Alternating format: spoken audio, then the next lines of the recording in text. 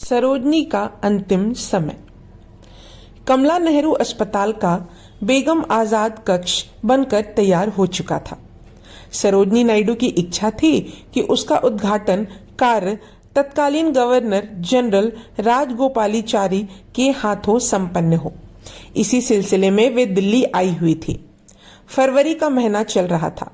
कड़ाके की ठंड ने दिल्ली को आगोश में भरा हुआ था।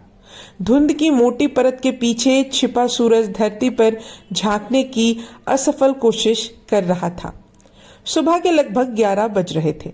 सरोजनी नायडू को लेकर कारों का एक काफिला राष्ट्रपति भवन की ओर जा रहा था।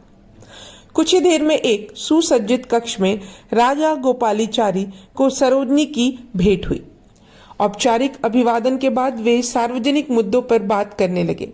इसी बीच सरोजनी ने उन्हें उत्तर प्रदेश आने का निमंत्रण दिया, जिसे उन्होंने सहर्ष स्वीकार कर लिया। लगभग आधे घंटे तक चली इस मुलाकात के बाद विदा लेकर वे कार में बैठने लगी। सहसा भावी योजनाओं में खोई सरोजनी नायडू का सिर कार की छत से टकरा गया। उनके मुख से दर्द भरी कराहें निकल आई। आंखों के आगे अंधेरा सा छा गया। सिर को दबाते हुए वे एक ओर बैठ गई। आनन फानन में उन्हें अस्पताल लाया गया। निरीक्षण के बाद चिकित्सकों ने उन्हें कुछ दिन आराम करने का परामर्श दिया, लेकिन वे कहाँ सुनने वाली थी। उन्हें स्वयं से अधिक उन कार्यों की चिंता थी जो वे अधूरे छोड़कर आई थी। इसलिए हिदायतों को एक ओर करते हुए वे 15 फरवरी को लखनऊ लौट गई। इस घटना के बाद से उनके सिर में निरंतर दर्द रहने लगा। 17 फरवरी को राजगोपालाचारी के स्वागत की तैयारियां करने के लिए उन्हें इलाहाबाद जाना था, लेकिन बढ़ते दर्द ने उन्हें असहाय कर दिया। अतः उन्होंने अपने स्थान पर पुत्री पद्मजा को इलाहाबाद भेज दिया। 18 फरवरी को सुबह से ही उन्हें सांस लेने में कुछ कठिनाइयां हो रही थी। चिकित्सकों से तत्परता दिखाते हुए ऑक्सीजन लगा दी, जिससे उन्हें आराम मिला। उस समय वे नितांत अकेली थी। पद्मजा इलाहाबाद जा चुकी थी, जबकि पति और पुत्र हैदराबाद में और पुत्री लीलामणि दिल्ली में थी। 20 फरवरी तक उनके स्वास्थ्य में थोड़ा बहुत सुधार हुआ, लेकिन 1 मार्च को स्थिति पुनः इतनी खराब हो गई कि उन्हें रक्त चढ़ाना पड़ा। 1 मार्च 1939 रात गहराने लगी। चारों तरफ एक अजीब सी नीरसता छाई हुई थी। ऐसा लगता था मानो भविष्य में घटित होने वाली किसी बड़ी घटना का संकेत पाकर प्रकृति ने मौन धारण कर लिया हो। नर्स ने इंजेक्शन लगा दिया था, लेकिन सरोजनी की आंखों से नींद कोसों दूर थी। हमेशा की तरह वे विचारों में मग्न थी, परंतु आज ना तो वे किसी आगामी कार्यक्रम के बारे में सोच रही थी और न ही किसी अधूरे पड़े कार्य के बारे में। आज उनकी सोच का सिलसिला बीती जिंदगी की ओर मुड़ गया था। स्मृतियों ने पन्ने पलटने लगे, जो जीवन का एक एक परिदृश्य चलचित्र की भांति सामने आने लगा। बचपन की शरारतें, पिता का भरपूर स्नेह, माता का लाड, भाई बहनों का प्यार, पहली कविता, प्रेम परिणय, गौस का मार्गदर्शन, गोखले जी का सानिध्य, विभाजन, गांधी जी का बलिदान, जीवन के बहुमूल्य पल रह रहकर याद आने लगे। सोचते सोचते कभी होठों पर मुस्कुराहट खिल जाती तो कभी आंखें नम हो जाती। उनका मन भारी होने लगा। वे थोड़ी देर बैठना चाहती थी। उन्होंने उठने का प्रयास किया, लेकिन नर्स ने पुनः लिटाते हुए धीरे से कहा, आपको आराम की जरूरत है, आप सोने की कोशिश कीजिए। लेकिन मुझे नींद नहीं आ रही, लगता है आज दवा भी मुझे हार गई है। सरोजनी ने मुस्कुराहट बिखेरते हुए कहा, मैंने इंजेक्शन लगा दिया है, आप आंखें बंद कर दीजिए, थोड़ी देर में नींद आ जाएगी। नर्स ने उत्तर दिया। नर्स, क्या तुम मुझे कोई गीत गाकर सुनाओगी? सहसा सरोजनी ने प्रश्न किया। नर्स विस्मित होकर बोली, गीत? कौन सा गीत? कोई भी, जो भी तुम्हें अच्छा लगता हो। ठीक है, लेकिन पहले आप लेट जाइए। यह कहकर नर्स मीठे स्वर में उन्हीं का लिखा एक गीत गाने लगी। कक्ष में गूंजते गीत के बोल उनकी आत्मा को तृप्त कर रहे थे। अशांत मन धीरे धीरे शांत हो रहा था।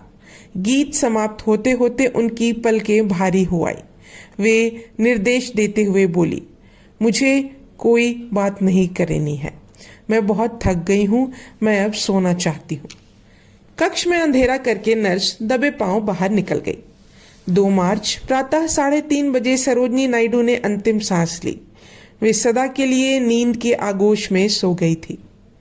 प्राण छोड़ते समय उनके होठों पर संतुष्टि की मुस्कुराहट थी। ईश्वर ने जिस उद्देश्य से उन्हें संसार में भेजा था, उन्होंने निष्ठापूर्वक उसे संपन्न किया था। उनका भारत स्वतंत्र था। मातृभूमि का मस्तिष्क गर्व से ऊंचा था। उनके दिखाए मार्ग का अनुसरण करते हुए नारी समाज सुधार की ओर अग्रसर था। उनके देखे गए स्वप्न साकार हो उठे थे। उनकी काव्य कल्पनाओं को आधार मिल चुका था। अंतिम संस्कार। सरोजनी नायडू की मृत्यु से देश भर में शोक की लहर दौड़ गई थी। गांधी जी की मृत्यु के बाद यह दूसरा सबसे बड़ा आघात था। उनके अंतिम दर्शन के लिए लोगों का तांता लग गया। देश विदेश से संवेदना संदेश आने लगे। सरोजनी को लखनऊ और वहां के नवाबी संस्कृति से अगाध प्रेम था। अतः गोमती नदी के तट पर पूरे राजकीय सम्मान के साथ उनका अंतिम संस्कार किया गया। उन्हें श्रद्धांजलि देते हुए तत्कालीन प्रधानमंत्री पंडित जवाहरलाल नेहरू ने शोकाउत्तर होकर कहा था, भारत कोकिला का स्वर सदा के लिए मौन हो गया। भारतीय काव्य का सूर्य अस्त हो गया। हम अनाथ हो गए। वे एक महान मेधावी, जीवन शक्ति से परिपूर्ण और मुक्त हृदय महिला थी। वे बहुमुखी प्रतिभा की धनी थी और इस सब ने उन्हें पूर्णतया अनुपम बना दिया था। उन्होंने अपना जीवन कवित्री के रूप में शुरू किया और बाद में जब घटनाओं की विवशता ने उन्हें उनके संपूर्ण उत्साह और तेज के साथ राष्ट्र आंदोलन में घसीट लिया, तो उनका समूचा जीवन एक कविता, एक गान बन गया और उन्होंने वह आश्चर्यजनक कार्य कर दिखाया। जैसे राष्ट्रपिता ने राष्ट्र संघर्ष को नैतिक गरिमा प्रदान की थी, ठीक वैसे ही उन्होंने उसमें कलात्मकता और काव्यमकता का समावेश कर दिया। निसंदेह अनंत काल तक हम उनको स्मरण करते रहेंगे। महिला दिवस। सरोजनी नायडू ने न केवल काव्य जगत में अपनी श्रेष्ठता सिद्ध की, बल्कि सामाजिक जीवन में सक्रिय रहते हुए अपनी उपस्थिति को दृढ़ता से दर्ज करवाया। उन्होंने अपनी लेखनी द्वारा जनसाधारण को जागृत करने का सफल प्रयास किया। वे सुखों को त्याग कर स्वतंत्रता संग्राम में कूद पड़ी और जीवन के अंतिम क्षण तक संघर्ष करती रही। उनका संघर्ष कभी अंग्रेजों को विरुद्ध था तो कभी सामाजिक कुरीतियों के विरुद्ध। हिंदू मुस्लिम एकता और सौहार्दता को महत्व देते हुए उन्होंने सदा उनके बीच सामंजस्य बिठाने का प्रयास किया। महिलाओं की दशा सुधारने के लिए अनेक महत्वपूर्ण कार्य किए। उन्होंने जहां एक और नारी शिक्षा का समर्थन किया, वहीं उन्हें पुरुषों के समान अधिकार दिलवाने में भी अग्रणी रही। नारी उत्थान हेतु उनके सराहनीय कार्यों को देखते हुए उनका जन्म दिवस महिला दिवस के रूप में घोषित कर दिया गया। यह भाग यही समाप्त होता है। अब हम अगले भाग में जानेंगे संस्मरण। तब तक के लिए धन्यवाद।